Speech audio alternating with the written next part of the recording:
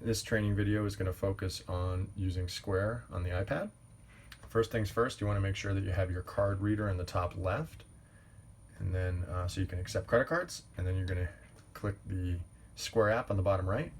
It's going to bring you to a random tab. You're always going to start off the shift by clicking on that number 6, and then reports, and then current drawer. This is where you're going to enter in how much money ownership has given you to start off in your drawer. We're going to start with 1,000 for this exercise. It's going to bring up the next form that just basically tells you how much you have to start. We haven't done any cash sales yet, so we still have 1,000. Now we start to bring in some customers. We're going to go to checkout, and we're going to go to number 1, and that's where our menu is going to be. Somebody wants to order an item. Let's say they go with the corned beef. You're going to see in the top left there, it has current sale at $10. That's how much we're charging for the corned beef. If you make a mistake, you can click on that and you can deduct. For this exercise, we're going to leave it on there. We're going to save it. And then when it's time to check out, you have the option for credit card or cash. In this instance, we'll say that they gave us $10 cash.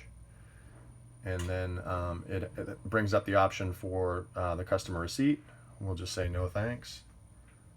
To go back, we click New Sale. Now,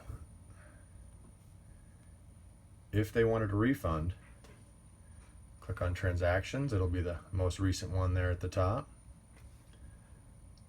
And we can issue a refund. I'm going to select the item and put Next. We're always going to skip restocking. And then we'll put the reason, which in this case was just an accidental charge. And then we'll click Refunded. All right. Now, when the night is over, we're going to go to Reports. We're going to go back to Current Drawer. Now, this is going to bring up not only the starting cash, but it's also going to bring up the transactions that were made and the refunds. As you can see, we made one transaction for $10, then took it away. So we should have $1,000. It's really important that that number matches the amount of cash that you have before ending the drawer. And then you're going to put that amount in, and your difference should always be 0. That's the really important part.